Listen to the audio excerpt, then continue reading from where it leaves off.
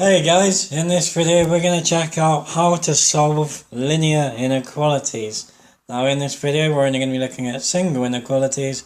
In part 2 we'll be looking at when we've got x being greater than something but less than something else. So I know from experience with my minions, as soon as inequalities get involved, people sort of tend to freeze and go, oh, I don't know how to do that. The beautiful thing is, if you know how to solve linear equations, you know exactly how to solve linear inequalities. It's exactly the same game. We just get a slightly different answer, or an answer that means something slightly different. So we'll build up solving things like 4x plus 1 over 2 is less than 11, but we won't start off that tricky. So we need to solve 4x is less than 12, and it's strictly less than 12. So remember what inequalities tell us. They tell us the range of values that our letter, our variable, is allowed to take. So we want to know here what values of x will satisfy this inequality so that we get 4 times those numbers is strictly less than 12. So let's pretend it was just an equation for 2 seconds. So if we had 4x was equal to 12, how would we get rid of that 4? We want to end up with a single x. We would divide by 4. Now, that would leave us with 1x is equal to 12 divided by 4. X would be equal to 3. So that would be the answer if this was an equation. It's not an equation though, it's an inequality. So we've got 4x is less than 12. We take the exact same step as we do with the equation. We want to get a single x on its own, so we divide by the 4, and we get left with x is less than 3. So whereas the equation tells us that x is equal to 3, the inequality tells us x is allowed to be any number less than 3. So as a little bonus, if we were asked to put this on a number line, we would find 3, stick a hollow circle above it, and then draw an arrow off to the left like that. So that tells us x is strictly less than 3. Jobs are good. Okay, 5x plus 2 is greater than 27. So when we've got an equation like this, our first move would always be to move that 2. That's exactly our first move, even though we're dealing with an inequality. It's exactly the same. So we would take away the 2, and we would get left with 5x is greater than 27 minus 2, which is 25. And then finally, to get rid of that 5 on the x, we divide both sides by 5. And we get x is greater than 5. Jobs are good in. So on a number line, we would find 5.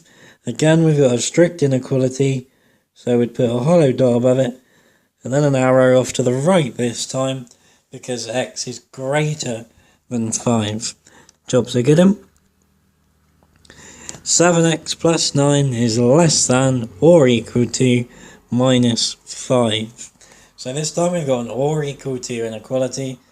So what we're looking for are values of x again that satisfy this inequality. So, as always, the first move, take away that number that has nothing to do with the x.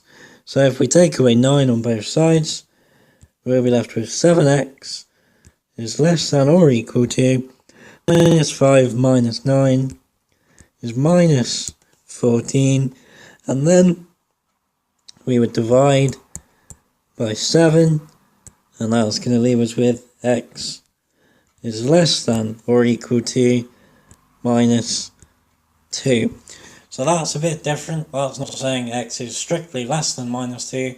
That's saying x is less than minus 2, or it is allowed to equal it to. So on a number line for that, we would find minus 2. Now this time, we would have a coloured in dot, and then it's less than or equal to, so we would draw an arrow off to the left. X is less than or equal to minus 2. Job's a good one. Okay, here we've got x over 9 is greater than or equal to 8. So what does x over 9 mean? Remember, fractions are divisions. They are saying the top divided by the bottom. So here this is saying x divided by 9 is less than or equal to 8. So what's the opposite of a division? It's a multiplication.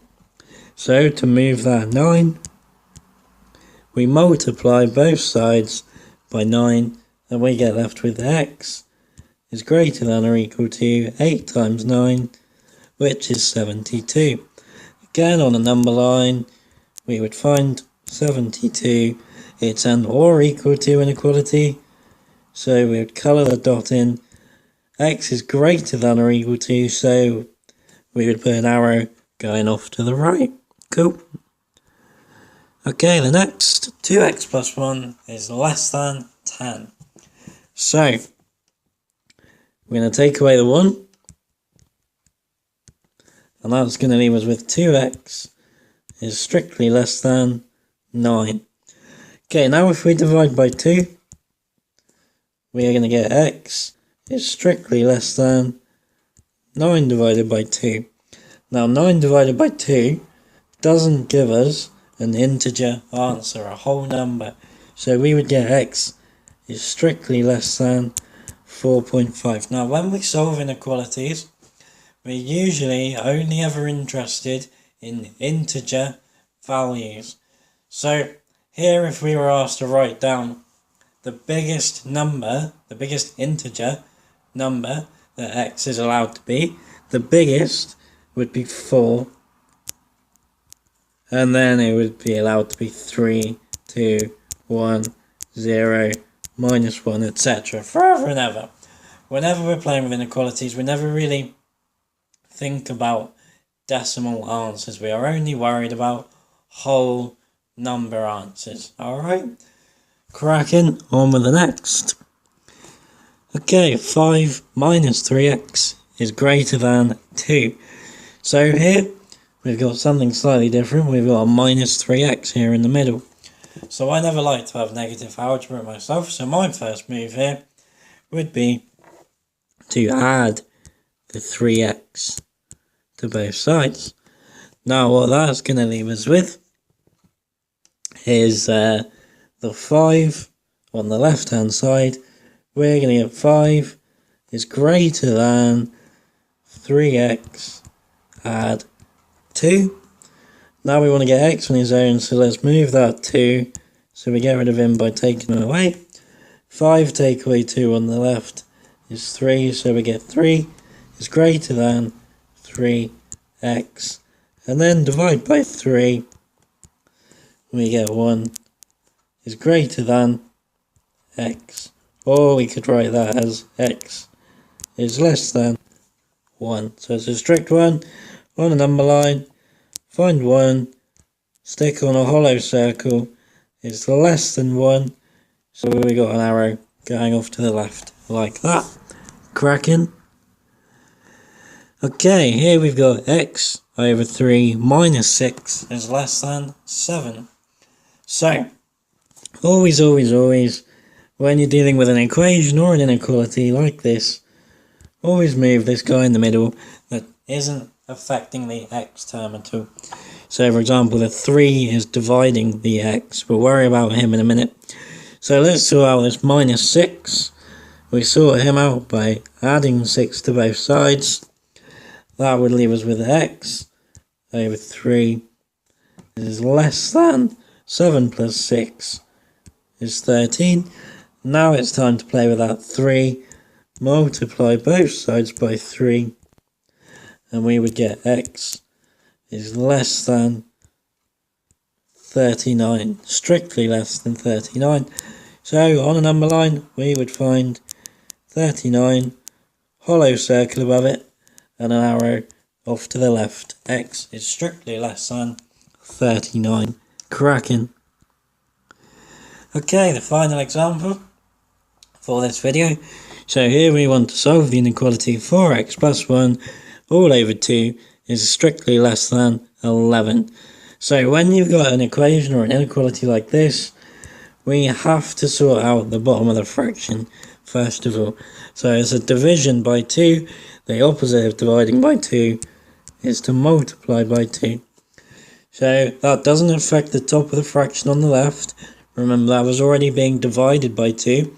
We've come along and now multiplied by 2. Multiplication and division cancel each other out. So we get left with 4x plus 1 is less than 22. Okay, now we would take away the 1. And that would leave us with 4x is less than 21. And now we want to divide by that 4 on the x. So we would be left with x is strictly less than 21 divided by 4. Now that, as a decimal, would give us x is less than 5.2.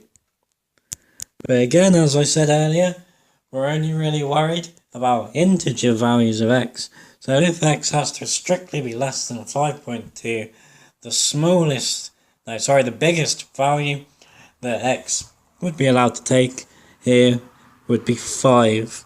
And then the next would be 4. So here, x is allowed to be 5, 4, 3, 2, etc. Carrying on down to minus infinity. Okay guys, that's how we solve linear inequalities, part 1. In part 2 we're going to be looking at double inequalities where x is greater than something, but we're also told it's less than something else. So it's bounded from both sides. Was this video helpful? If so, don't forget to hit the thumbs up button and leave me a comment letting me know how you get on. Also, don't forget to subscribe to the channel so you never miss any videos. For any further information, you can find me on Facebook or Twitter. Search for Maths with Melv. Cheers guys.